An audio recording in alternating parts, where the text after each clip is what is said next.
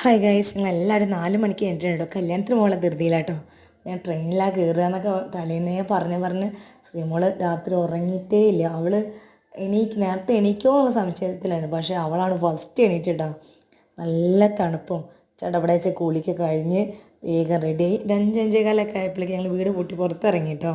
നല്ല ഇരുട്ടും ഇതേപോലെ തണുത്തിട്ട് വണ്ടിയിലൊക്കെ ഇരിക്കുമ്പോൾ കുറച്ച് തണുത്ത് വരയ്ക്കും. അപ്പോൾ അങ്ങാടിയിലാണ് കോട്ടക്കൽ ടൗണിക്കാട്ടോ പോണത്. അപ്പോൾ അങ്ങാടിയിൽ ആരും ഇല്ല എന്നാണ് വിചാരിച്ചിരുന്നത്. പക്ഷെ നന്നായിട്ട് ആൾക്കാരുണ്ട് കേട്ടോ. ഞങ്ങളെ ബസ് 6 മണിക്കാണ്. ബസ്സിലും തന്നെ നല്ല തിരക്കായിരുന്നു. ഞാൻ വിചാരിച്ചത് ഞങ്ങൾ മാത്രമായിരിക്കും ബസ്സിൽ നിന്ന്. അതിൽ നല്ല തിരക്കുണ്ടായിരുന്നു കേട്ടോ. അങ്ങാടിപ്പുറത്ത് എത്തിയപ്പോൾ 7-7:15 നല്ല വിശപ്പ്. അപ്പോൾ എന്തായാലും എല്ലാവരും ഒരു കാലിച്ചായ കുടിച്ചു കേട്ടോ. ഞാനും മക്കളും വെള്ളച്ചായ കുടിക്കും. ഞങ്ങൾ പുറത്തിറങ്ങുമ്പോൾ അധികം വെള്ളച്ചായ ആയിട്ടോ കുടിക്കല്. ഞങ്ങൾ ട്രെയിൻ 7:45 ഇങ്ങനെ ട്രെയിൻ ഇങ്ങനെ ഇങ്ങനെ അന്തം വിട്ട് ഇങ്ങനെ നിൽക്കുക.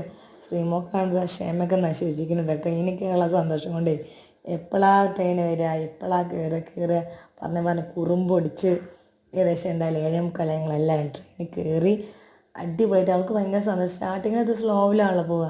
ഇത്ര പതുക്കെയാണത് പോവുക, അമ്മ എപ്പോഴത് സ്പീഡ് പോയപ്പോൾ ഏകദേശമൊക്കെ നല്ല സന്തോഷമായിട്ടാണ്.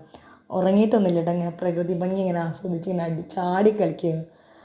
ആ സന്തോഷം കൊണ്ട് എന്താ ചെയ്യേണ്ടതെന്ന് അവൾക്ക് തന്നെ അറിയണില്ല. എന്നുവെച്ച് കിടന്ന് ഉറങ്ങുന്നു. അധികം വണ്ടി കയറി കഴിഞ്ഞാൽ ഉറങ്ങാറുണ്ട്. പക്ഷെ അന്ന് എന്താ തീരെ ഉറങ്ങിയിട്ടില്ല കേട്ടോ.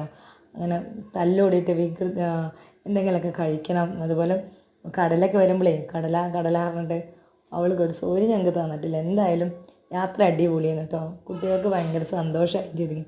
സ്കൂൾ പൂട്ടിയ ടൈമിൽ തന്നെ യാത്ര ചെയ്തുകൊണ്ട് നന്നായിട്ട് എൻജോയ് ചെയ്തിരിക്കും മക്കൾ. ഞങ്ങളൊരു 8:30 ആയപ്പോഴാണ് ഷൊർണൂർ എത്തിയതും.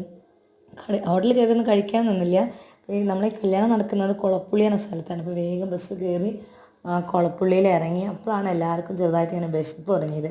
അപ്പോൾ ആദ്യം എന്ത് ചെയ്തു, ഹോട്ടലിൽ കയറി വെള്ളപ്പും വെള്ളച്ചായ. കുറച്ച് പേര് സ്ട്രോങ് ചായയും കുടിച്ചു. ഞങ്ങൾ കുറച്ച് പേര് വെള്ളച്ചായ ഉണ്ടോ. വെള്ളച്ചായ എന്ന് പറയുമ്പോൾ അവർക്ക് മനസ്സിലായിട്ടില്ല കേട്ടോ. പിന്നെ വെച്ച് പാലും വെള്ളത്തിനെയാണ് ഞങ്ങൾ ഈ വെള്ളച്ചായ പറയണത്.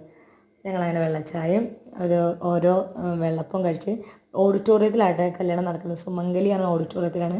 നേരെ ഓഡിറ്റോറിയത്തേക്ക് വിട്ടും.